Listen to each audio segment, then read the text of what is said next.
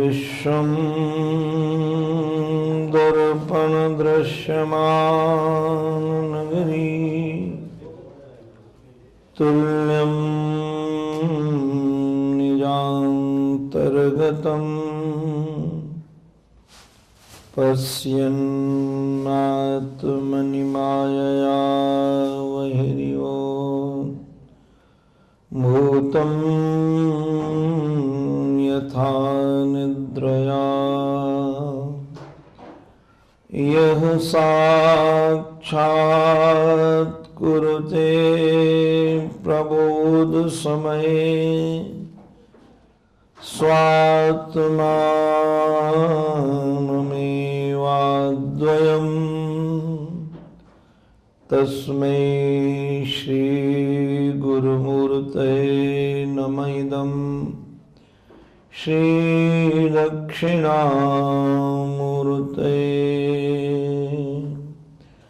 मुग्धं स्निग्धं मधुरमुरली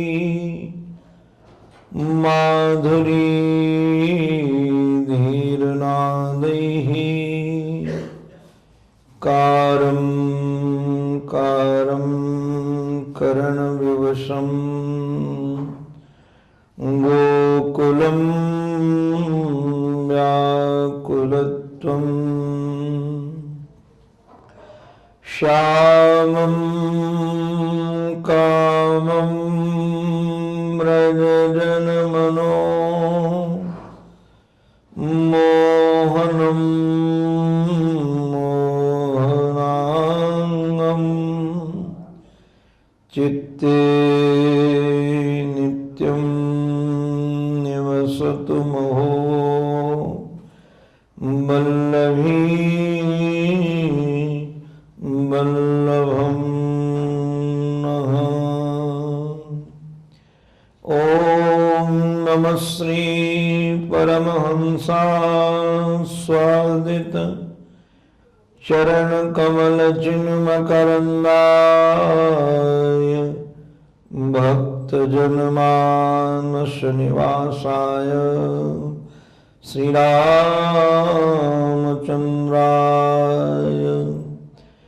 वागीशायस्य वदने लक्ष्मीर्यस्य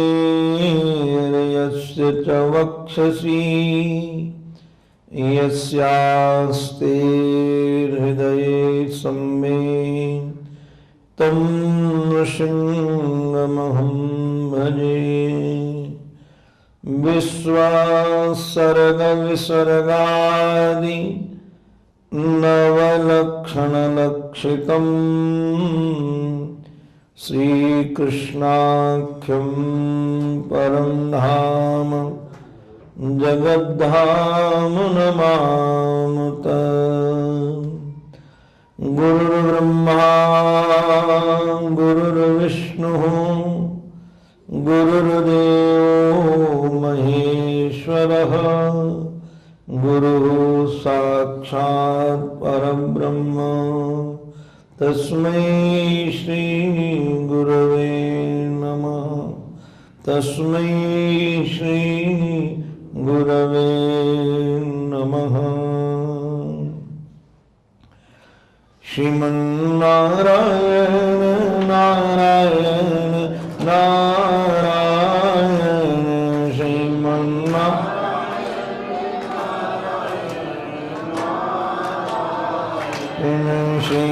श्रीमन्नारायण नारायण नारायण श्रीमन्नारायण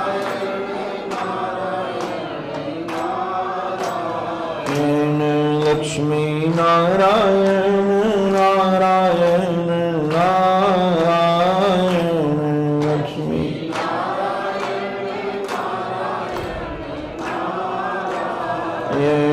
लक्ष्मी नारायण नारायण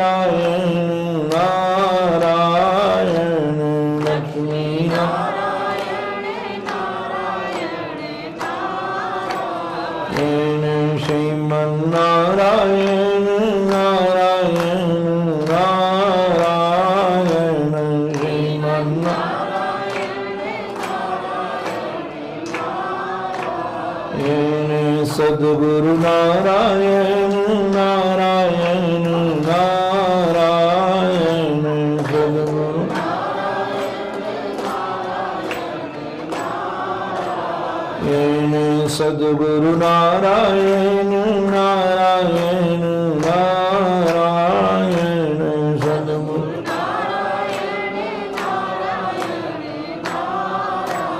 नारायण श्रीमन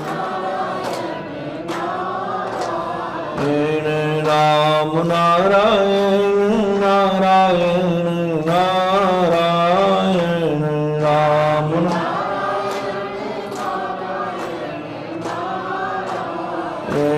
राम नारायण नारायण नारायण राम नारायण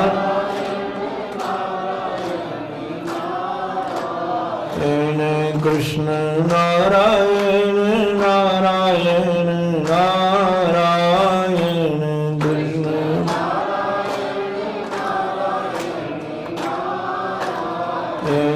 कृष्ण नारायण नारायण नारायण कृष्ण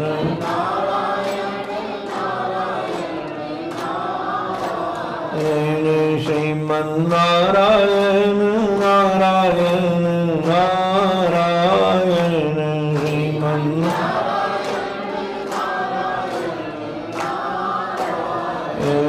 श्रीमन नारायण नारायण नारायण श्रीमन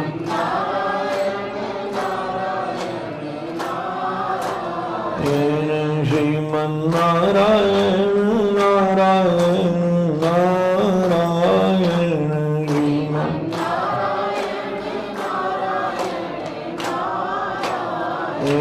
नमो भक्तवत्सल भगवान की सद्गुरुदेव भगवान की श्री हनुमंतलाल जी महाराज की वृंदावन बिहारी लाल की जय जय श्री राधे जय जय श्री राधे जय जय श्री राधे श्यामा प्राणाधार कृपा करो श्री राधिके मेरी ओर निहार भानु दुलारी राधिके सुन लो मेरी पुकार दीन पात की श्रवण को कौन पालनहार।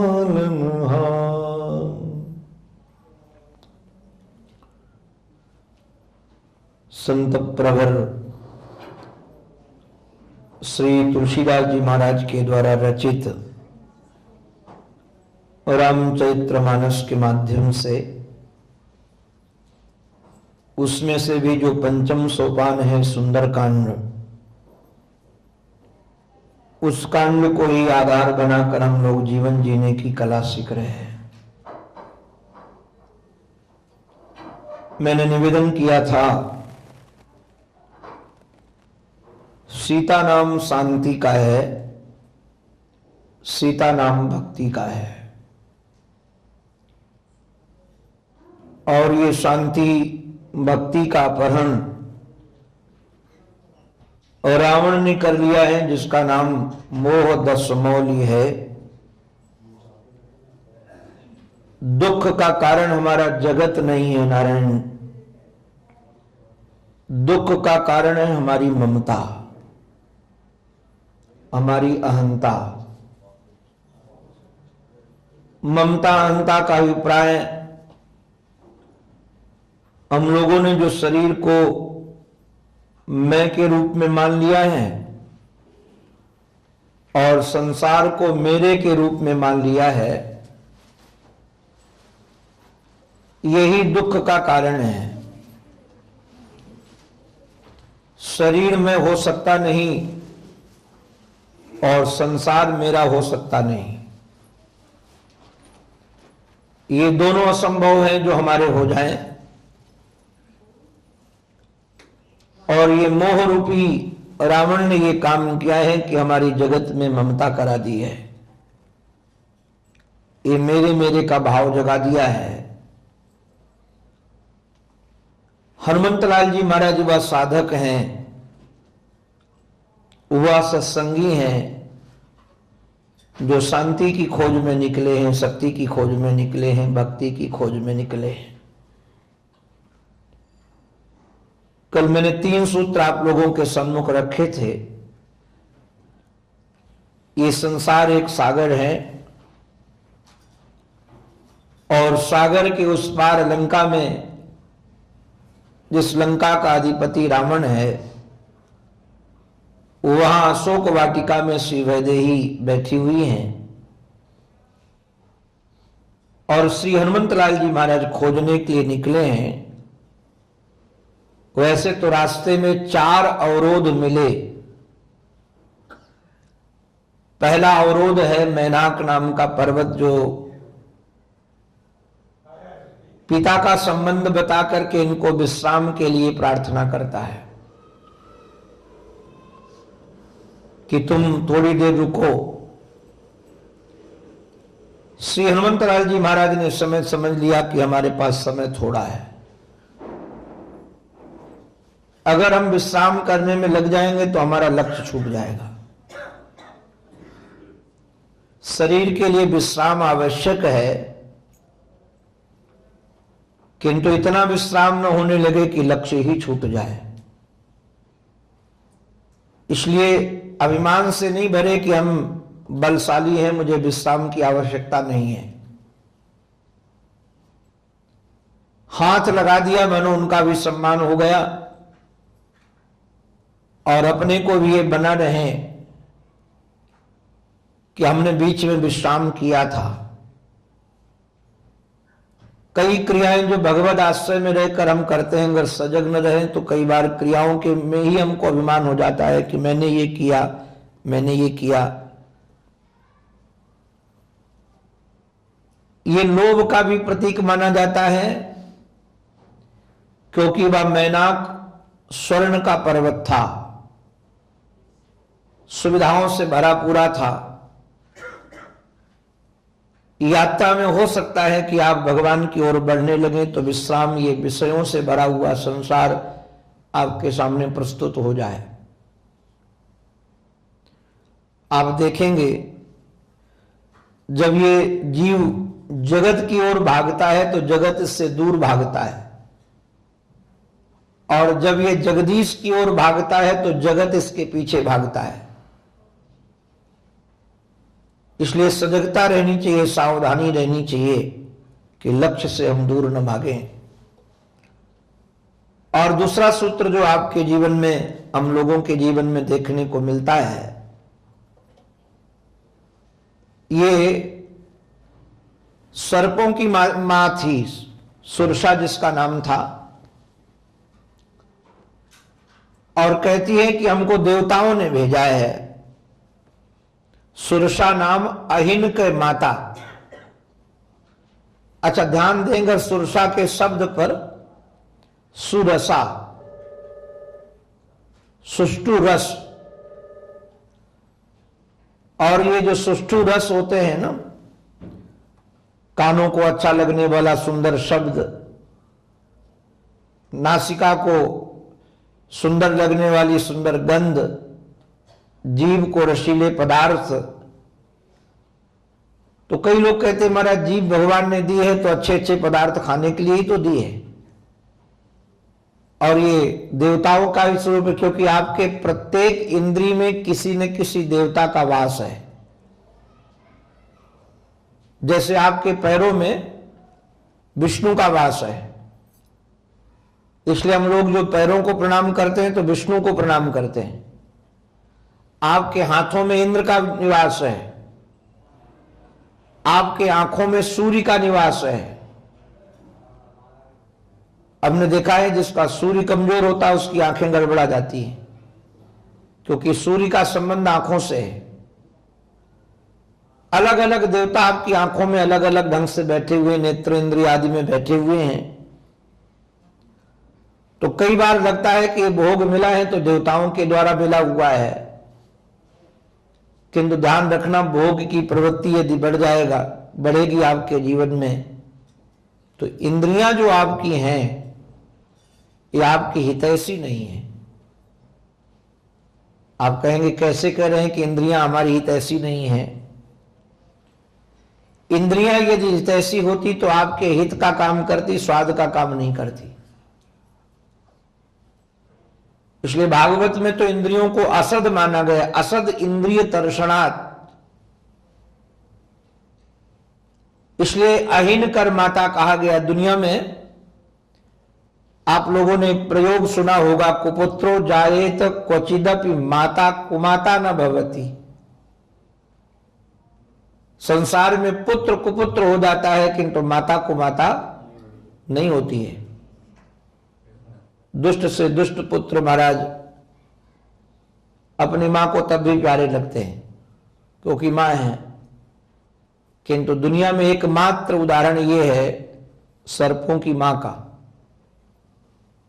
सर्पों की मां अपने बच्चों को खा जाती है, सर्पणी अपने बच्चों को खाती है।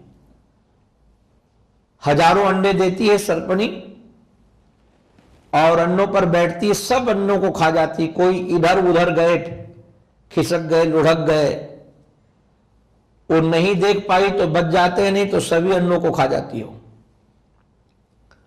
और यदि वो अंडों को न खाए तो पूरा जगत ही सर्पों से भर जाएगा, क्योंकि सर्पणी बहुत सारे अंडे देती है, हजारों अंडे देती है, किंतु बच पाते हैं दो चार ही, एक आध बच पाए, दो बच पाए। तो एकमात्र ये सर्पणी ऐसी मां है जो अपने बच्चों को खा जाती है।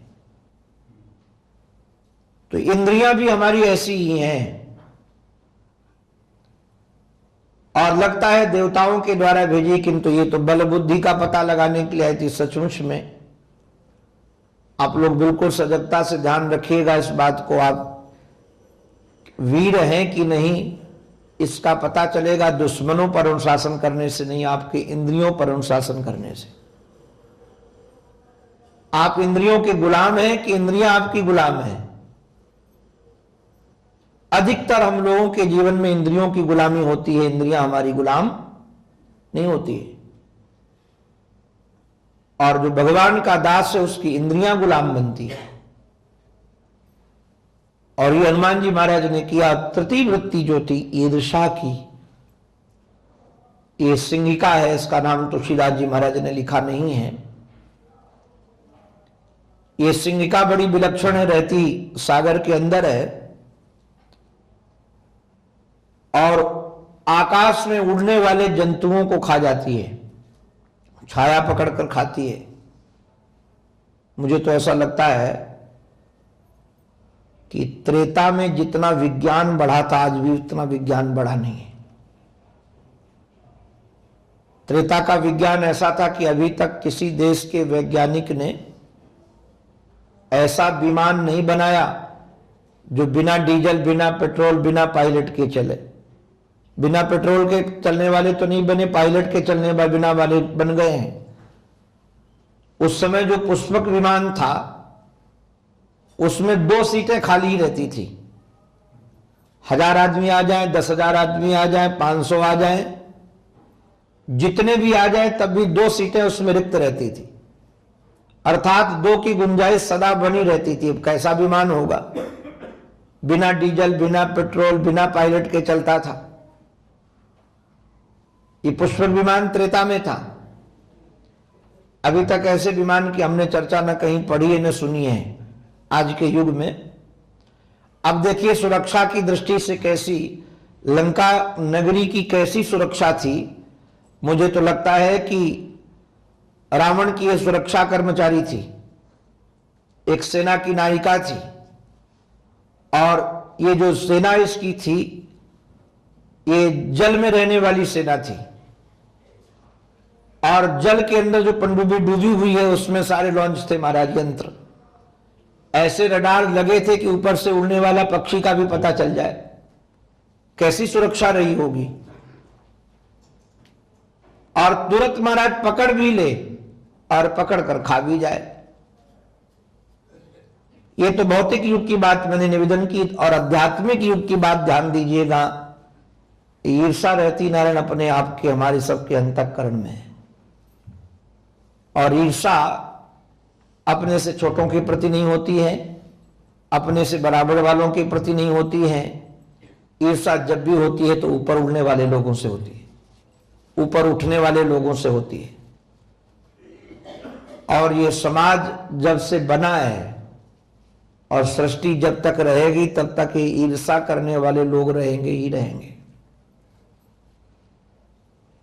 तो आप क्या विचार करते हैं कि ईर्षा करने वाले लोगों को आप मारोगे? कितने ईर्षा करने वाले लोगों के साथ आप युद्ध करोगे? आप युद्ध करते करते मर जाओगे, किंतु ईर्षा करने वाले समाप्त होने वाले, एक महाराज नष्ट होगा दूसरा तैयार हो जाएगा, दो नष्ट करोगे तीसरा तैयार हो जाएगा। आपकी सारी ऊर्जा इसी में लग जाएगी।